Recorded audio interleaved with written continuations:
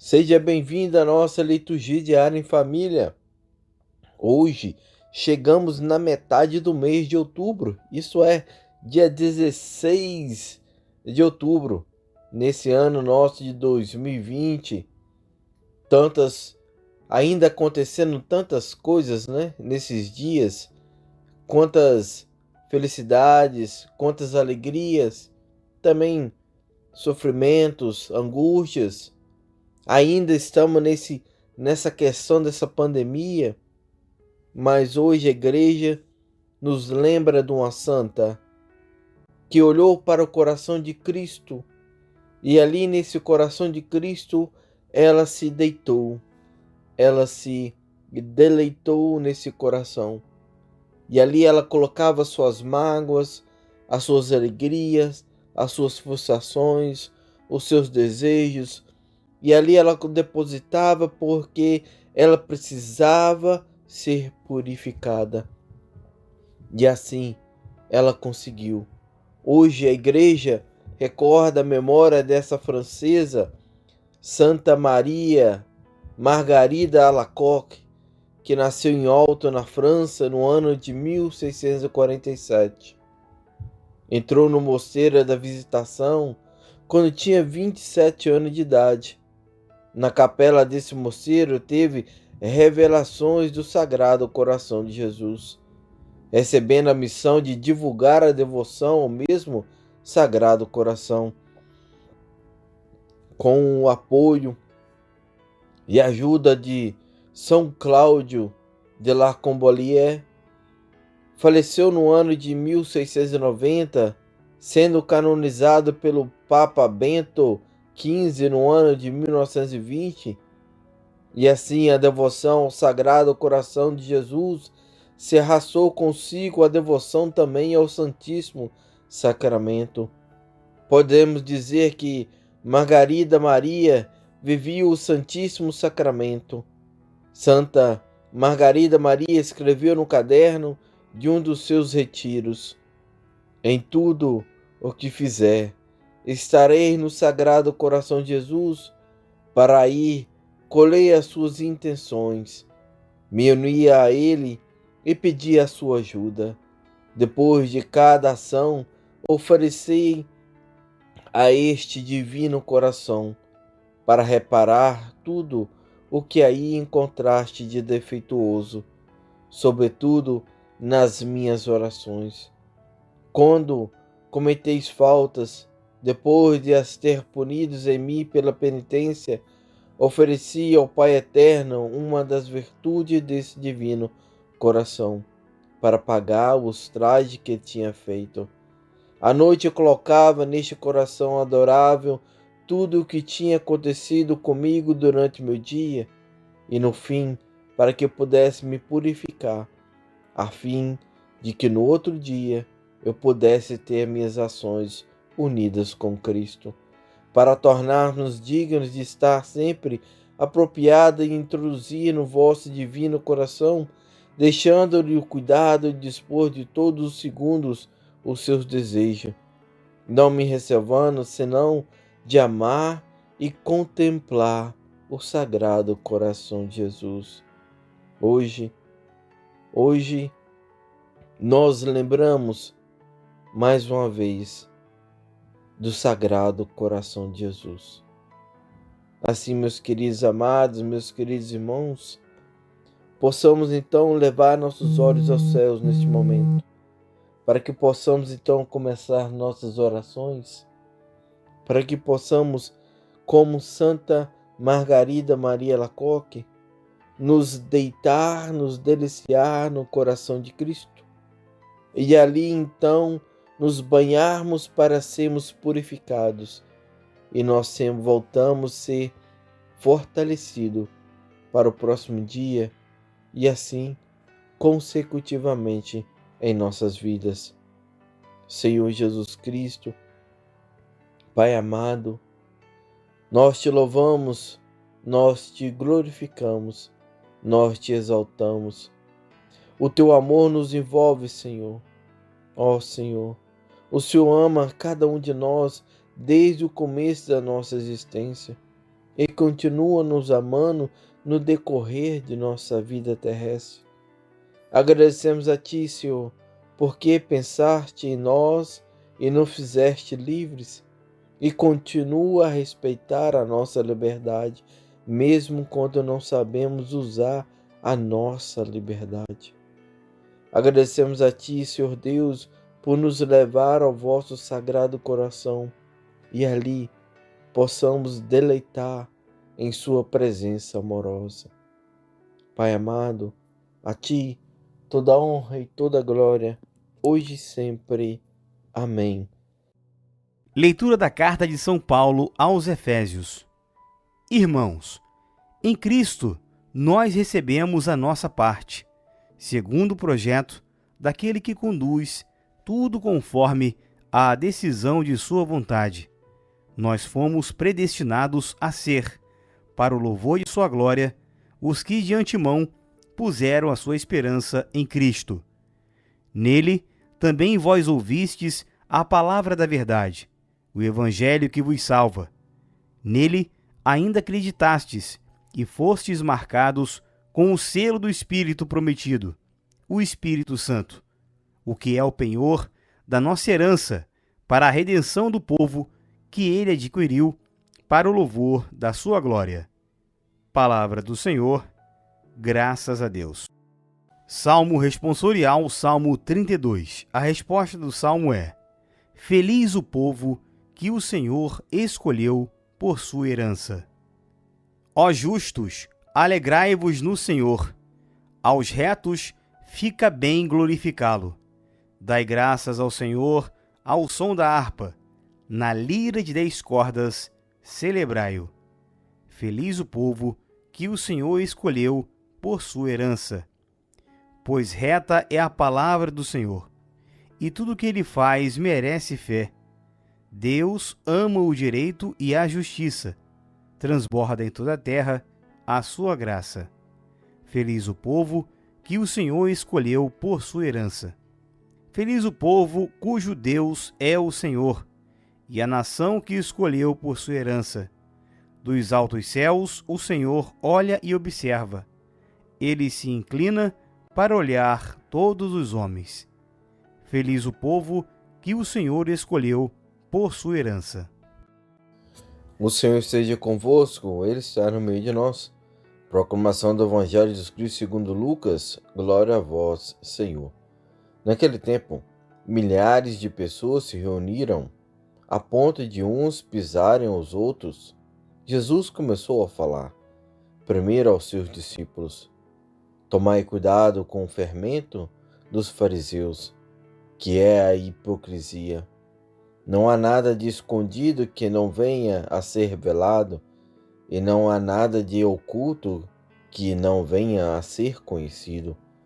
Portanto, tudo o que tiverdes dito na escuridão será ouvido à luz do dia, e os que tiverdes pronunciado aos pés do ouvido no quarto será proclamado sobre os telhados.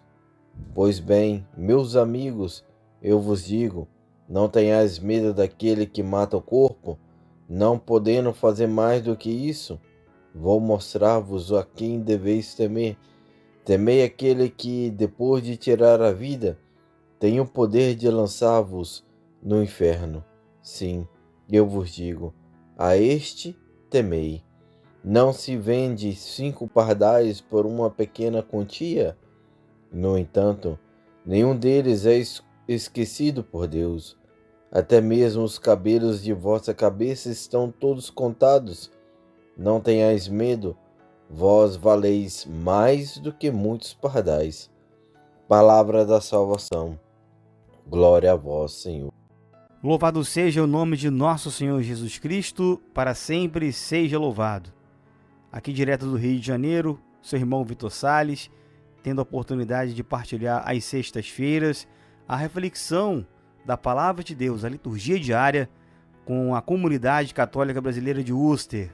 Hoje, sexta-feira, dia 16 de outubro de 2020, a primeira leitura de hoje está na carta de São Paulo aos Efésios, capítulo 1, versículos de 11 a 14. Paulo, apóstolo de Jesus Cristo, pela vontade de Deus, aos santos que estão em Éfeso e fiéis em Cristo Jesus.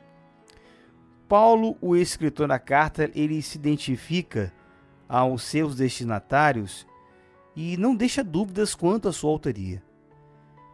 Meus irmãos, esta carta ela possui uma característica diferente das outras. Nela, o apóstolo Paulo, ele não precisa defender o seu apostolado, veja bem. Ele simplesmente demonstra que, pela vontade de Deus, ele tornou-se apóstolo de Cristo.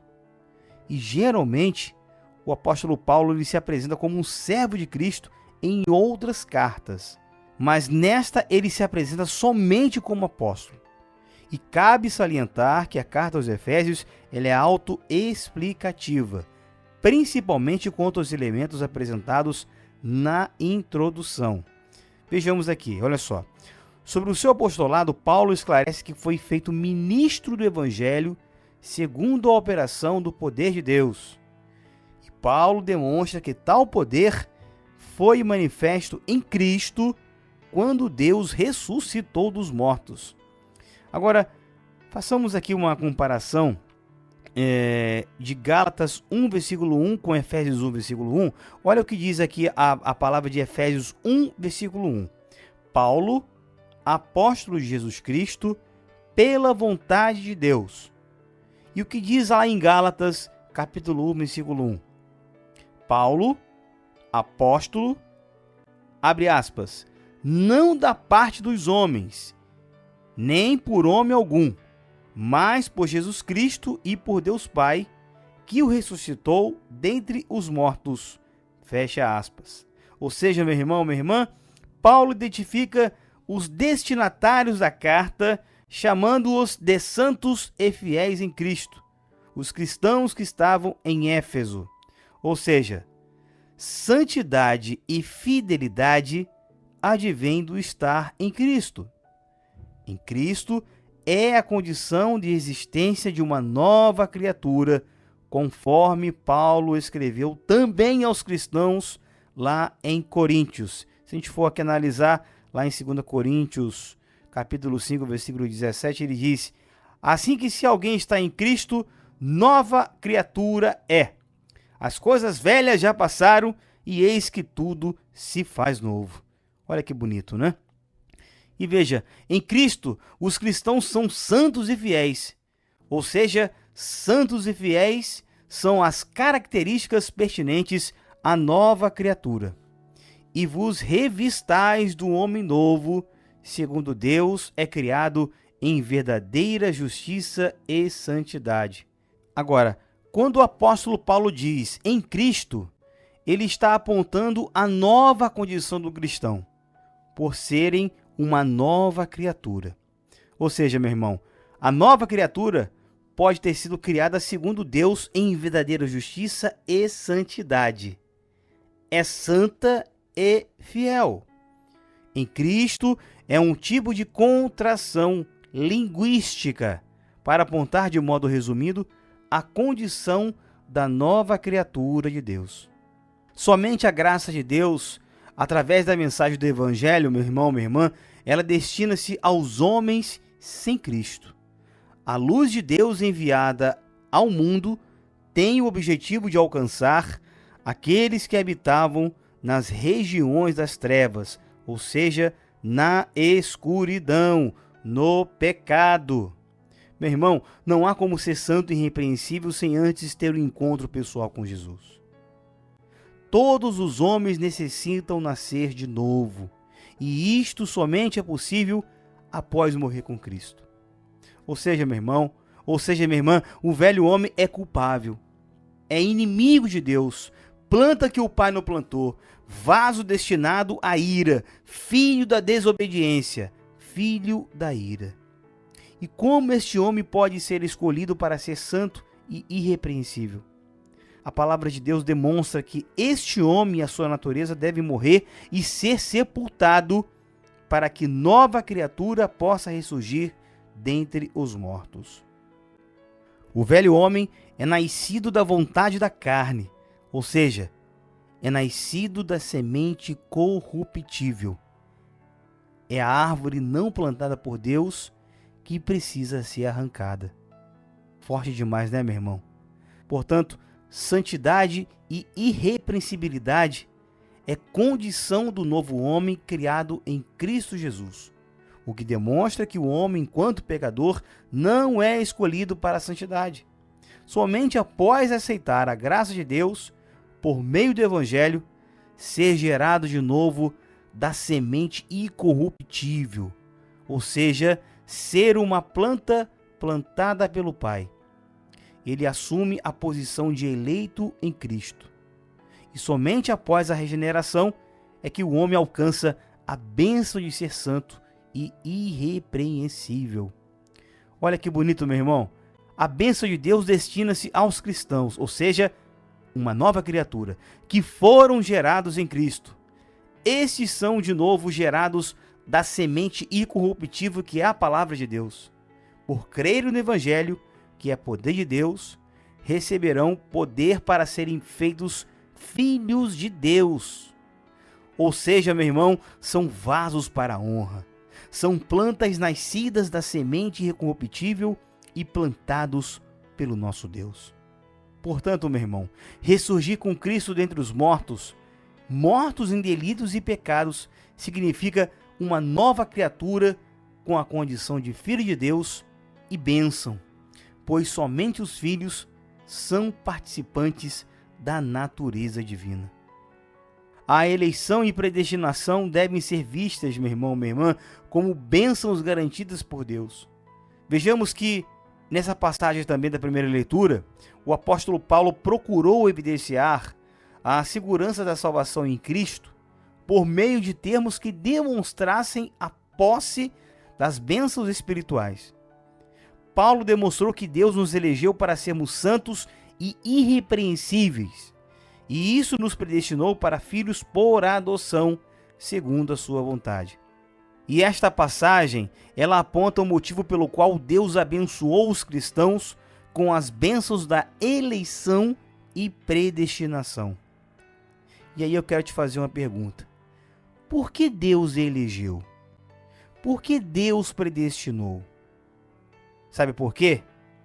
Ele fez esta eleição e o predestinou para o louvor e glória da sua graça. Ou seja, meu irmão, não foi a eleição e a predestinação que nos fez agradáveis a Deus, e sim a sua graça. Ou seja, a graça de Deus que se manifestou por meio do Evangelho foi direcionada aos pecadores e os fez agradáveis a Deus, tornando-nos agradáveis a si. E Deus nos abençoa com eleição e predestinação. Ora, meu irmão, se a graça de Deus é que nos fez agradáveis, não há como afirmar que a salvação depende da eleição e da predestinação. Não há como afirmar que a salvação depende da eleição e da predestinação. Não é verdade? Em Cristo, Deus nos fez seus filhos por meio do Evangelho. E a predestinação e eleição são referências à garantia divina.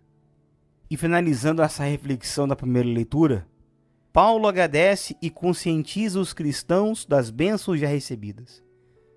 E ele pede a Deus algumas coisas que os cristãos em Éfeso ainda não possuíam. Ou seja, Paulo não pede para si. Ele pede para os cristãos de Éfeso que lhes fossem dados sabedoria e revelação por meio do Espírito Santo. Paulo, ao falar espírito de sabedoria e revelação, ele está estabelecendo uma distinção entre a sabedoria humana e a sabedoria que só é alcançada quando ela é revelada pelo Espírito Santo de Deus. Ou seja, a sabedoria e a revelação vinda de Deus dá a luz ao entendimento do novo homem gerado em Cristo. O Evangelho de hoje nos ensina lá em Lucas, capítulo 12, versículos de 1 ao 7. Dizer a verdade é proclamar bem alto o que o Espírito nos inspirar. E veja, meus irmãos, apesar de ter milhares de pessoas ao seu redor para escutar os seus ensinamentos, Jesus ele se dirigia primeiro aos seus discípulos. Agora, vamos perceber que então que os que estão mais próximos do Senhor são os primeiros que escutam e devem pôr em prática os seus ensinamentos, pois eles aprenderam com o seu mestre, não é verdade? Assim sendo, todos nós que temos comunhão com Jesus e através da oração, da reflexão da sua palavra, por meio do Espírito Santo, recebemos o alerta para que não venhamos a cair na hipocrisia do mundo. O fermento dos fariseus era a falsidade. Isto é, eles falavam o que não viviam e exigiam dos outros. Ações que eles mesmos não praticavam. As suas palavras, gestos e ações divergiam do que eles tinham dentro do coração. Faziam julgamentos, não tinham compaixão dos erros dos outros e por essa razão eram temidos pelo povo. Jesus, no entanto, pregava a transparência e a verdade como norma de vida para todos os homens. Não há nada escondido que não venha a ser revelado. Assim diz o Evangelho de hoje. E acrescentava: não tenhais medo daqueles que matam o corpo, não podendo fazer mais do que isso. Temei aquele que, depois de tirar a vida, tem o poder de lançar-vos no inferno. E deste modo, não tenhamos medo daqueles que tramam contra os filhos de Deus. Não tenhamos medo de buscar a Jesus, pois ele é a verdade, e dizer a verdade é proclamar bem o alto que o Espírito nos inspirar. E essa semana tivemos aí mais um escândalo, né?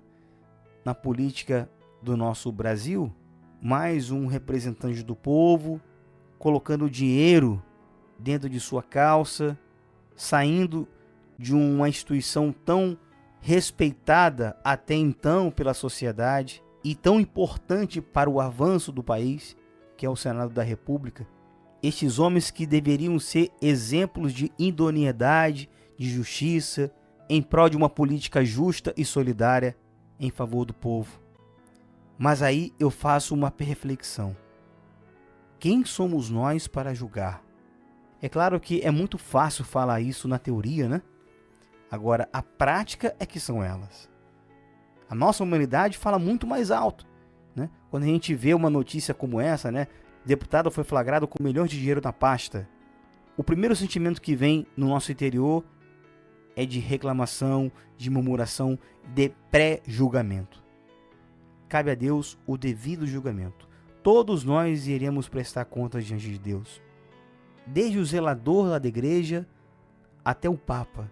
Todos nós seremos julgados e prestaremos conta de tudo que fizermos em nossa vida, meu irmão. Enquanto vida nós tivermos, é necessário também estarmos firmes, anunciar a verdade que vem do Senhor. O Senhor que nos criou sabe tudo ao nosso respeito. Ele sabe da nossa constituição, do nosso corpo, da nossa alma, do nosso espírito e conhece profundamente as nossas intenções. Falemos muito mais que os pardais e nenhum de nós seremos esquecidos por Deus. Creia nisso. A todos nós o Senhor guarda com carinho para o seu dia. Eu quero fazer uma pergunta para você, finalizando essa reflexão. Você tem medo dos homens? Você costuma se render aos projetos dos homens por receio de que eles possam prejudicá-los? Você é fiel ao Evangelho de Cristo, mesmo que seja contra todo mundo? Você é uma pessoa dada a segredos, subterfúgios, ou você é transparente e claro nas suas colocações? São essas perguntas que nos fazem refletir sobre a palavra de hoje e nos dá a certeza de que é necessário caminharmos na luz de Jesus que vem do Espírito Santo. Pai amado, eu quero entregar a vida de cada um de nós, especialmente aqueles que precisam hoje ser encontrados por essa luz que vem do Teu Espírito Santo. Trazei de volta, Jesus, esses corações que estão adormecidos na fé, que estão afastados da fé, que estão esquecidos até mesmo da igreja. Que nós, servos de Cristo, sejamos este instrumento de evangelização, levando esta luz e iluminando as trevas.